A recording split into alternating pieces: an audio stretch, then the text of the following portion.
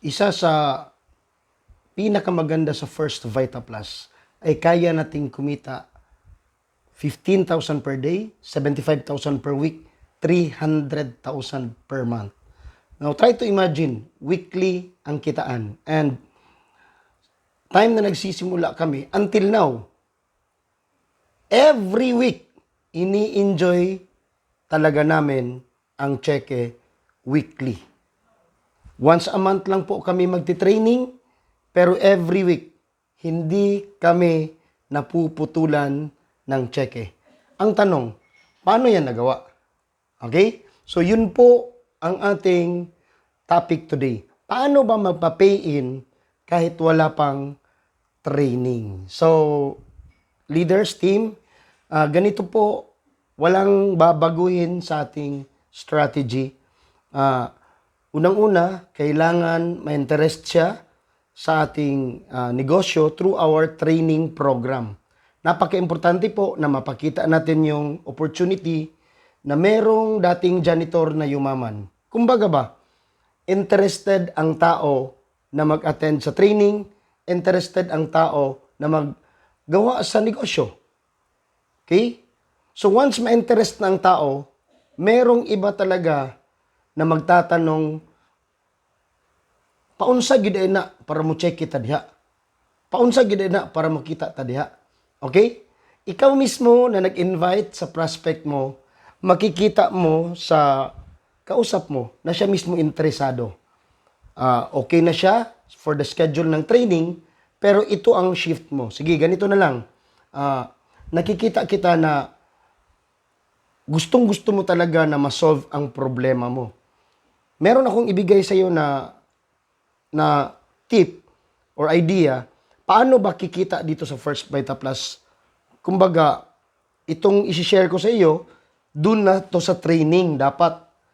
Pero nakita man gyud nako na gustong-gusto mo nang kumita.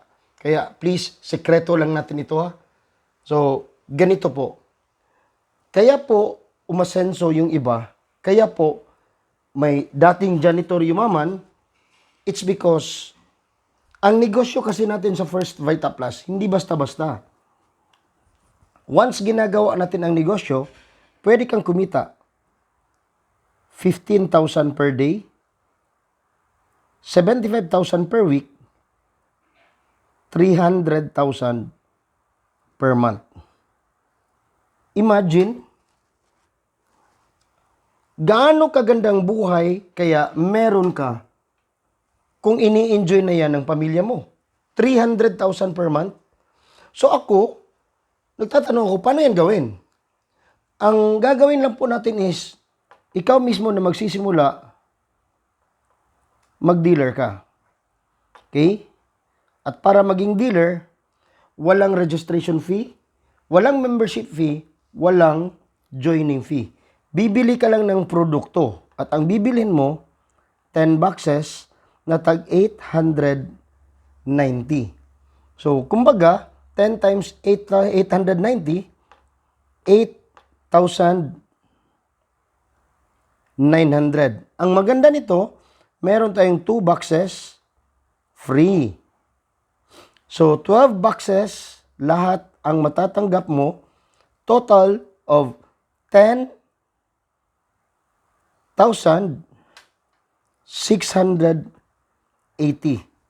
So, yan po ang balik sa 8,900 na starting capital mo. So, ang gagawin po, i-dispose yung 10 boxes. Now, ang tanong, bawi ba ang capital or bawi kayo?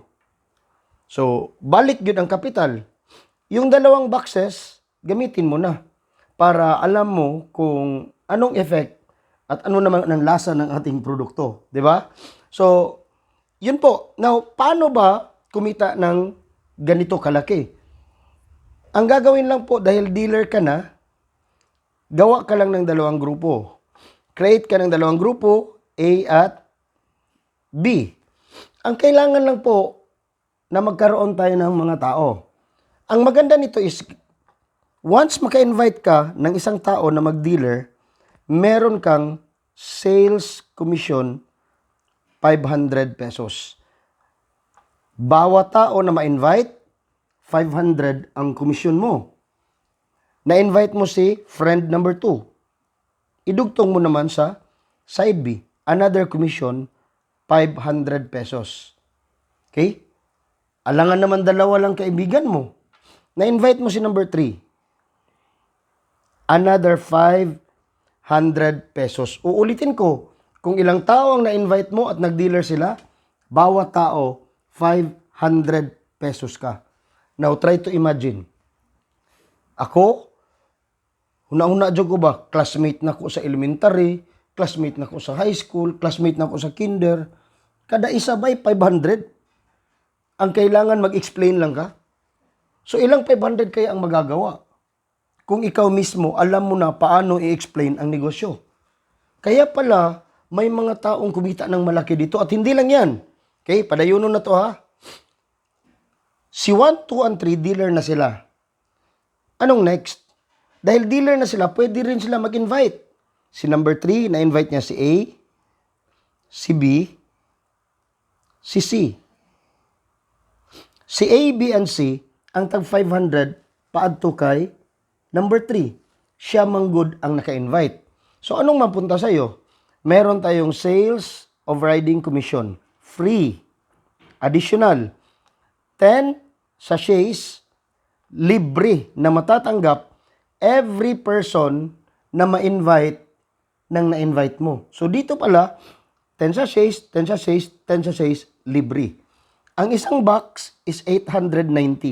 Ang laman is 20 sachets. So, ibig sabihin, merong maliit na box. Matatanggap libre bawat tao na ma-invite ng taong na-invite mo. So, grabe no? Mukita na ka, mucheke pa ka, maging healthy ang pamilya mo, malibre pa ang gamit. Ganun po kaganda pag dealer ka ng First Vita Plus. Now, try to imagine si head number 2 or si friend number 2 na invite niya si D, E, and F. Si D, E, and F, nandun sa ibang lugar sila. Kapatid niya sa ibang lugar, pero ang maganda, dahil naging dealer sila, yung tatlo tatanggap ng tag 500 si number 2. Ikaw naman, meron kag 10 sachets, 10 sachets, 10 sachets, libre. Pwedeng magamit, pwedeng ibenta. So, ito yung pinakamalaking kitaan ng First Vita Plus. Tinatawag nitong Group Sales Overriding Commission, GSOC, or sinasabing pairing bonus. Bawat pares, 1,500. Dito yumaman ang maraming dealers. Dito kumita ng malaki ang maraming dealers ng First Vita Plus. Bakit po? Bawat pares, 1,500. Pares, 1,500. Pares, 1,500. Pares, 1,500. Kada pares yun na, 1,500 ka. Diba? Ikaw man or hindi ikaw nag-invite, basta magpares 1,500 ka. Now, let's say for example, si number C, si letter C, wala pang pares. Waiting yan siya. Pero ang maganda, naka-invite si letter C ng 5 tao ngayong araw na ito. Ito naman, si letter F, naka-invite siya ng 5 tao. Okay? Ito nasa Cebu, ito nasa Cagayan de Oro. 5 din ang na-invite niya. Ikaw pa ba ang nag-invite? Di ba dili na? Pero, connected siya sa Group A at Group B mo.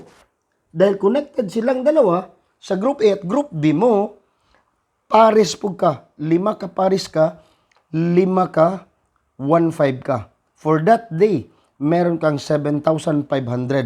Hindi na ikaw ang nag-invite. Grabe.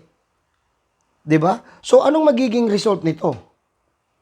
Dadami at dadami ang mga tao, side A at side B mo. So, ang sikreto sa negosyong ito, training. Training. Pag matrain ang mga tao sa side A, matrain ang mga tao sa side B mo, walang tigil ang 1,500, 1,500, 1,500, 1,500, 1,500, 1,500, 1,500, 1,500, 1,500, 1,500. Training. Okay? Bakit may mga taong sumama at sumali sa First Vita Plus walang nangyayari? Kulang sa training. Dito nagkukulang. No? Kaya ganun po katindi ang nangyari sa isang dating janitor. Janitor lang siya.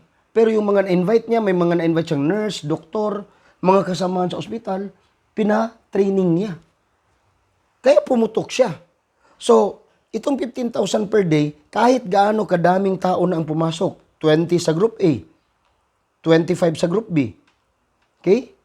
20 kaparis na. Pero ang babayaran ng company, 10 pairs lang. Kaya pala, times 1.5 equals 15,000 per day. Mauna siya. Maximum na bayaran, 10 pairs lang. Balik sa kumpanya ang sobra.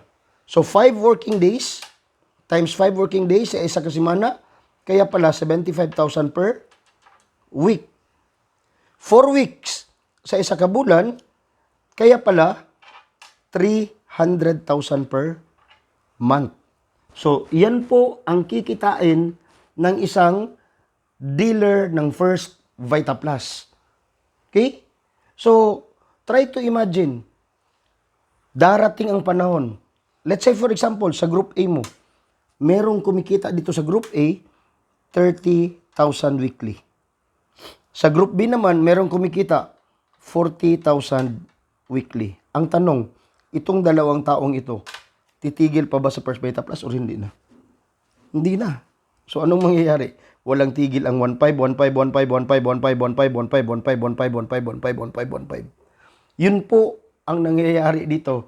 Bakit may mga taong yumaman sa First Vita Plus? Kapatid, alam ko may mga pangarap ka. Oh. Di ba? Og tagaan tag chance makabalay. House and lot. No? 5 million.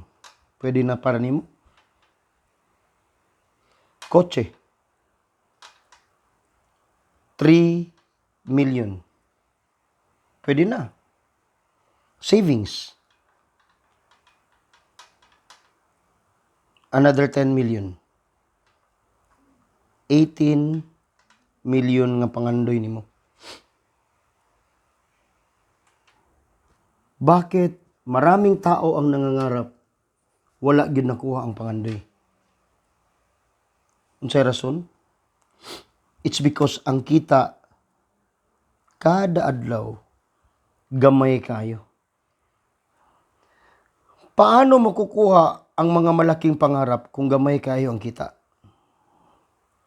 Siyempre, i-budget na lang o pili kita nga gamay. Kulang pa man gani sa mga bayranan. Paikot-ikot lang o. TSU. Sana siya? Trabaho, sweldo, bayad sa utang. Trabaho, sweldo, bayad sa utang. Trabaho, sweldo, bayad sa utang. Hanggang kailan matatapos ang cycle na ito? Kapatid, kung meron kang pangarap para sa pamilya mo,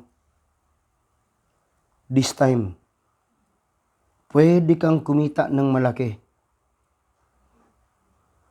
Gawin natin ang First Vita Plus. Kaya dito po, dating janitor na rated K naging multimillionaire. Dahil dito po, kumita siya ng malaki sa First Vita Plus. 300,000 per month ang naghihintay sa'yo. Sa magkanong halaga? 8,900 lang. Kung ganyan man lang kaliit, para yayaman ang pamilya ko, bakit hindi ko yan gagawin? Kaya ako, wala na ko galangan, bay. Kita na ko ni. Nangutang ko eh. Now, pre, bro, mangutang na jud ni mo, bro. Nindot or nindot kay ang negosyo. Okay? So karon sa man nato ni sugdan? Karon or ugma sa buntag?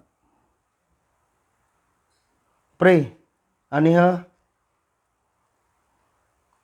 Ug dili ka mangitag pamaagi karon, pasensyahay ta. Ngano man daghan pa kay kog tawong tabanganan. Unahon ako tong mga tawo nga tabanganan jud kaayo gyud. Unahon ako tong mga tawo mangitag pamaagi. Kaya ayaw gyud nig tulgi gyud. Kaya ngano man magmahay ka kun imo rang ning palabyon. Okay? Una-una ha, nahimo sa janitor nganong di na to mahimo.